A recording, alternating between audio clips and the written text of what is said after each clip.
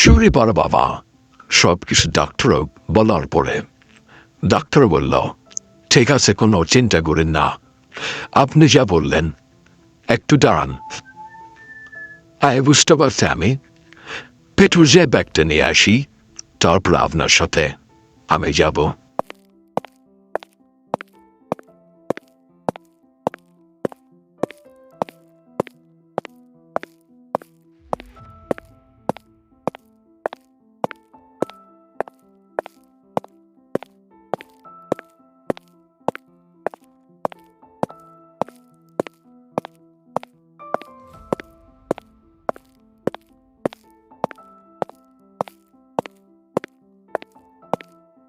তারপর তারা সুরি পার করে ঢুকল। তিনজনে ঢোকার পর ডাক্তার পরীক্ষা নিরীক্ষা করে বলল, সমস্যাটা গুরুতর, তবু আমি দেখছি কি করা যায়, আপনারা কেউ টেনশন করেন না। ডাক্তার সাহেব, আমার মায়েরারে একটু ভালো করে দেখেন।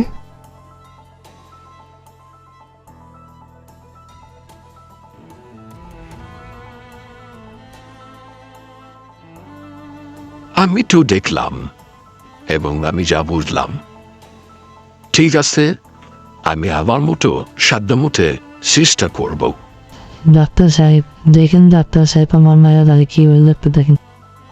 আপনারা অস্থির হয়েন না, আমি তো বললাম সব ঠিক হয়ে যাবে, চলেন বাইরে যাই।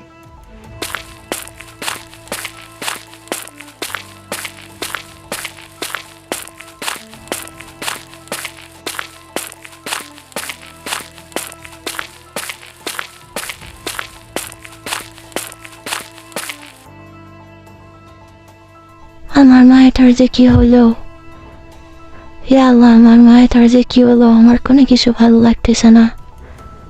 আমার ভালো মাইয়া হঠাৎ কি হলো, ঘুরতে গেল, ঘুরে আইয়া কি যে হলো, আমি দুটো কথা কইছি, আমার বড় মেমান করছে। আমার মনটা একদম ভালো লাগতেছে না, মনের ভিতর ছটফট করতেছে। কি যে হয়েছে কিছু বুঝতে পারতেছে না। দেখি যাই তো, বাইরে যা দেখি, ছেলের ধারে যাইব, শরীফার সাথে কি দেখা হইব, হলে তো ভালোই হতো।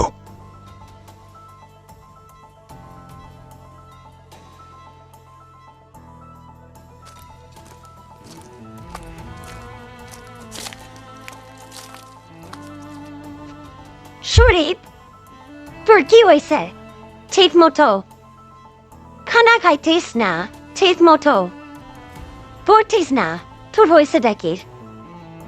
দাঁড়া, কই যান হন, তুই তো ঠিক মতো হাস না, ঠিক মতো ঘুমাস না, তোর হয়েছে দেখি বাবা। শোন, আমার কথাটা শুনে যা, কই যাস, তুই তো আমার কথা শুনোস না।